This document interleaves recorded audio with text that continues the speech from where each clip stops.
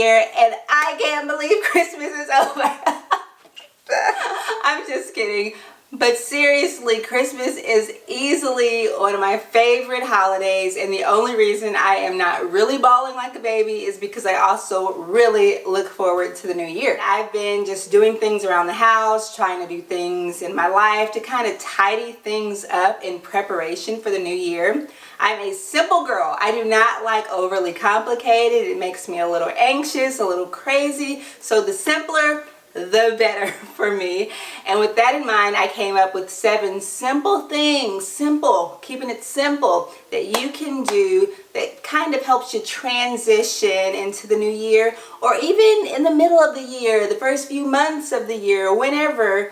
It will help you kind of freshen things up and clear your brain a bit. Okay, these are in no particular order. The first thing is your nightstand, or nightstands if you have to. Some people don't have nightstands. Aesthetically, I just like a nightstand. Even if it's just like a little table with no drawers, I just like my nightstands. I do not like cluttered nightstands. When I think of nightstands, I think of prepping for bed, maybe having a few lip balms or lotions. I do not want to like sort through receipts from 2015 to get to my lip balm, and so I like to keep my nightstands clean. It's so super simple because usually nightstands are not massive, so this is a small achievable goal, but it's something that we see and use regularly. So if you'll just open that up, take everything out, and then only put back the stuff that you use at night or early morning when you're in bed or prepping for bed, it makes a huge difference. Item number 2 is specifically for the ladies, and that is your purse. So I was so blessed by my husband. This Christmas, he surprised me with a new purse. I didn't need a new purse, but my purse that I had was kind of like on the edge of looking a little rough, and so my husband was super kind to just step right in and help a girl out, and so I got a new purse. Whoa, as I was emptying my old purse out, I found some scary stuff, guys. I have young children still, and so, you know, I might have a few pretzels, graham cracker bags in there. However, I also had a few graham crackers and pretzels in there, like, you know, the bottom layer full of crumbs going on. Yeah, it was time to leave that in 2020. We don't want to take 2020 pretzels and graham crackers into the new year. Go through your purse, clear it out, those old receipts that you know, I'm not going to return that. I don't need this. I can let it go. Let those go. Sort through your wallets, get rid of those old chapsticks and lip glosses or lipsticks that you're like, I don't like this color, but I keep on holding on to it. Let it go. This is a new year. Number 3 is makeup. Now, ladies, I'm not calling anyone out. I am right there with you. I have the tendency to hold on to makeup forever. I don't wear makeup a ton, and so my makeup just naturally tends to last a long time. However, I realized just because something particularly like makeup lasts a long time doesn't mean you're supposed to keep it, because there is like an aging process and sanitation process behind all of that. Yeah, this is the perfect opportunity to go through that makeup that is old, that you've had for a questionable amount of time, or makeup that you're like, I bought it, it does not work, and I just feel bad about throwing away because money, right? However, if you're not going to use it, then the money's been lost long ago. Now you're just looking at it and saying, oh, that's so sad, it's so sad, but I don't like you.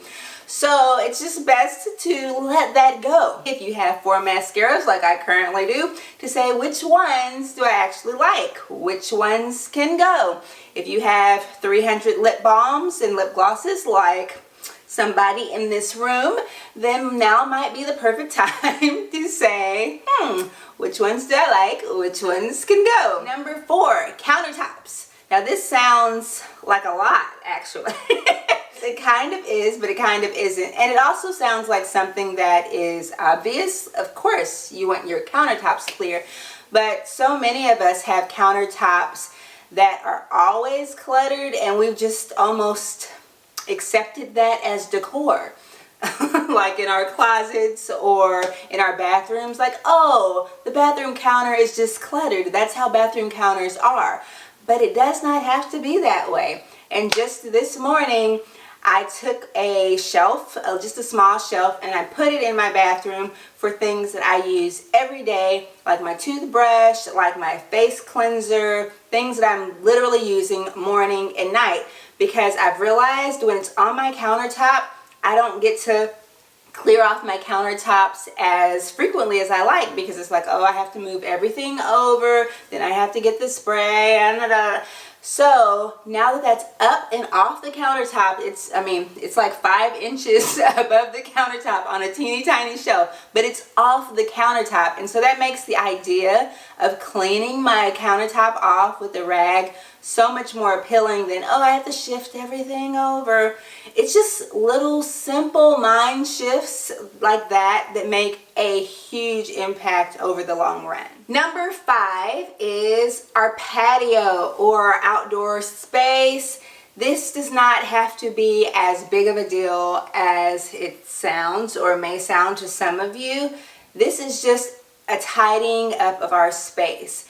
Most of us, when we drive up to our house, we might have an eyesore that always stands out, and we're like, oh, I really need to get to such and such. I really need to clear off that such and such.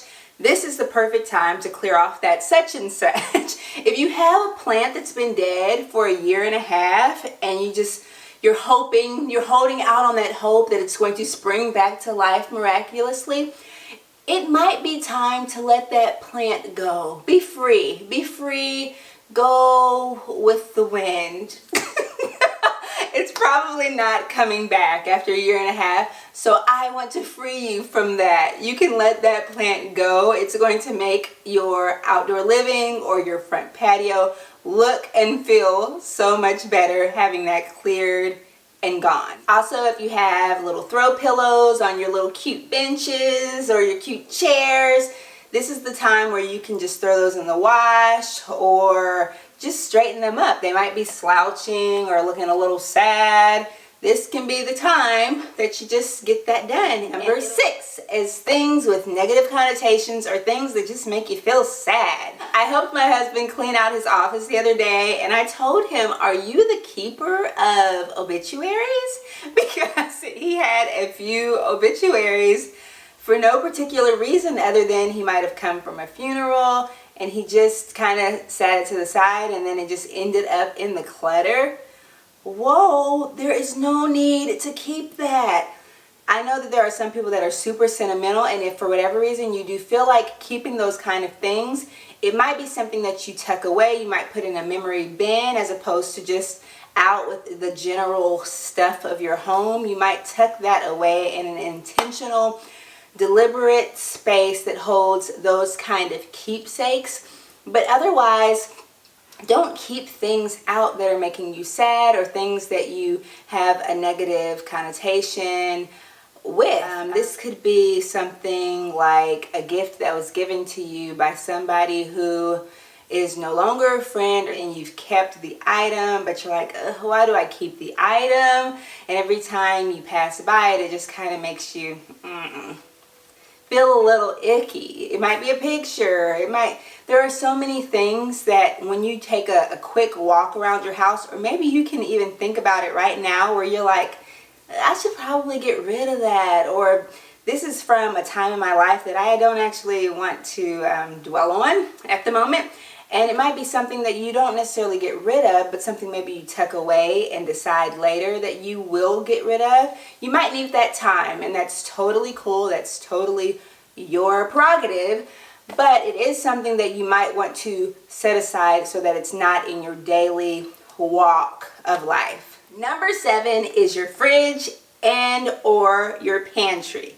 This can sound overwhelming, but it has such a huge impact because most of us use our fridge in our pantry on a daily basis. So it's going to give you big bang for your buck. I know that when we moved from our last house, I was not in the habit of routinely cleaning our pantry, and I found some stuff from years prior.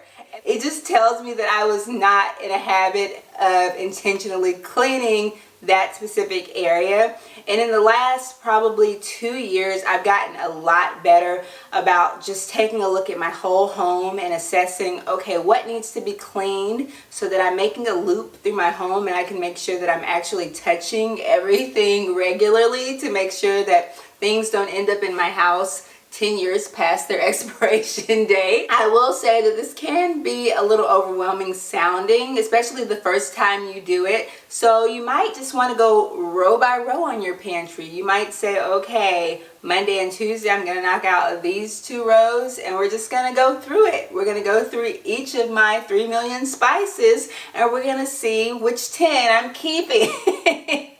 And you know, just work your way through. Don't let the elephant of it overwhelm you or deter you, because it does not get better on its own. I've learned it doesn't magically clean itself. So it's something that's just going to continue to overwhelm you. So you just take it little bit by little bit. It does not have to be done all at once. I just like knocking out the fridge all at once, because even though it can look like a lot, once you get everything out, you can assess quickly what needs to go. It's pretty obvious with a refrigerator. If it's growing things, it probably is time to let it go. Or if it's something that you're like, we're just not going to eat it. Or if it's something that has taken you such and such time to eat it because it's like, we don't really love it, then it's probably something that you can let go. I think it's easy for us to get caught up in this cycle of, oh, I spent money on it, or somebody spent money on it, so I have to keep it. But you're not doing yourself or anybody else any favors by holding on to something that you're not going to use. It is so much better to either give it away, sell it, donate it, whatever you need to do to get it out so that it can actually be productive to someone else, somewhere else, rather than in your home collecting dust or just getting old and expired. So that's my list, people. What do you think? I'd love to hear from you in the comments. Have you done any of this stuff? Do you plan on doing any of this stuff? Have these tips helped you? Tell me about it. I am just all about the clutter-free journey right now, and actually I've been on this journey for a few years now, but it has made such a tremendous impact on my home, on my family, on my mind. So I'm all about it. I hope you all have enjoyed this. Please like, comment, subscribe, all of those things that involve pointing up and down. Do all of that.